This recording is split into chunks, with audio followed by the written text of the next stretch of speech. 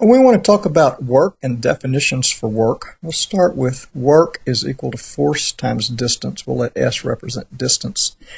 In an elementary class, you probably did something like force was equal to 7 newtons and distance was equal to 3 meters. You simply multiplied them together and you got 3 times 7 is 21 Newton meters, and you were told that was 21 joules. And there was your answer, and you've calculated work. And that works fine, provided that the force is directly in the direction of the distance. And the distance is given in meters units and the force in newtons. We're going to do a much more nuanced definition for work that is a lot more general. So what we're going to do is we're going to say work is equal to the integral of a force vector, which is both a magnitude and a direction, and the derivative of a distance. And we'll explain what we mean by both of these. So let's take an example. We'll start with a force equal to 7 newtons, just like we did before. But now we'll give it a direction, and I'll give it the direction of pi over 2, which is straight up.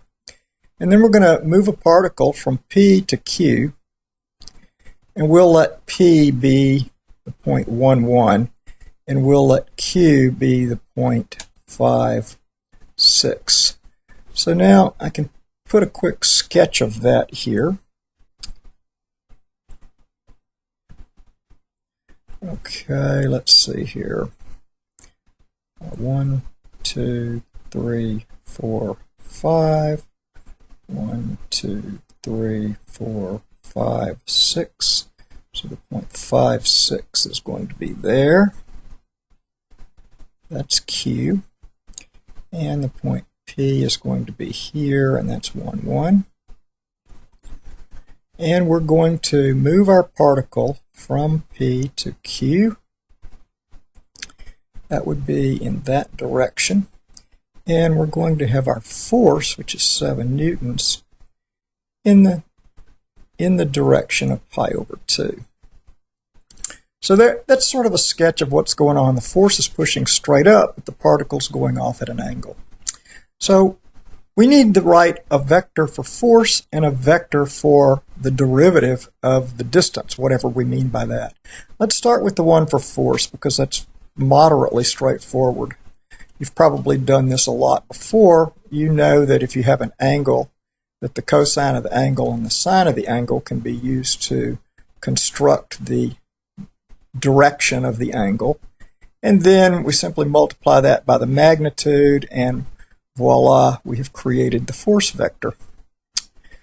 That was simple enough. Now, how do we go about creating this ds?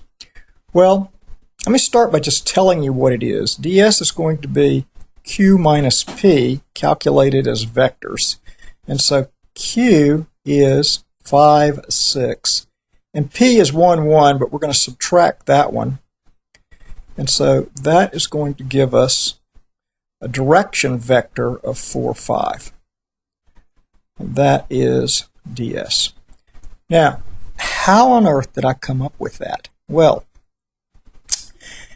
it turns out that when you write the equation of a line using vectors, it has this particular form where t, as you see that I'm writing here, is a parameter. I'll talk about that ever more in just a second.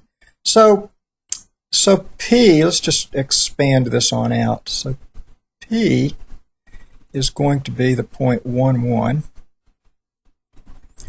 And we still have this unexplained parameter. And then we're going to have q, which q minus p we've already worked out, so that's going to be 4, 5. All right. And then what we need to do is let our parameter vary between 0 and 1. Now, if we do that, and that's the equation of this line segment, then let's look at this. 1 plus t, let's let t be 0. 1 plus 0 times anything is 0, so x will be 1. 1 plus 0 times anything is 0, so y will be 1. So that when t is 0, our point is going to be 1, 1, which is p. Likewise, when t is 1, we're going to get 1 plus 4 is 5, or 1 plus 5 is 6. We're going to get the point Q. And everywhere in between, we're going to get some point that's on the line. And so this parameter t, used in conjunction with this equation, this is now a parameterized vector equation, this permits us to reconstruct the line segment through an equation. Now, if you take the derivative of this vector equation with respect to t, you get q minus p, which is 4, 5, and that's where this 4, 5 comes from. So this is indeed the derivative of the line segment. So now the only thing left to do is to obtain the, here, let me just use a different color for this.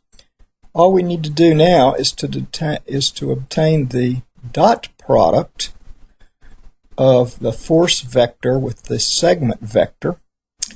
That is going to be 7 cosine of pi over 2, 7 sine of pi over 2, dot product with the direction vector 4, 5. That is going to give, well, let's say 7 times the cosine of pi over 2 is 0. 7 times the sine of pi over 2 is 7. Dot product with 4, 5. So that is going to be 0 plus 35. Normally, I would like to stop there, but we're going to do one more step, which is to take the integral f ds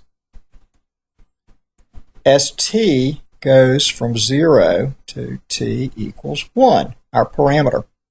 Now we already know that f ds is 35, so this is going to be the integral of a constant from 0 to 1. And that constant's been done with t, so what this is going to be then is 0 to 1 of 35t, which is equal to 35 minus 0 times 35, which is equal to 35 joules. You can see why I would normally just like to stop up here, but that's the more general answer to this problem. And that's all there is for this particular type. Thank you for watching, and I hope you learned something.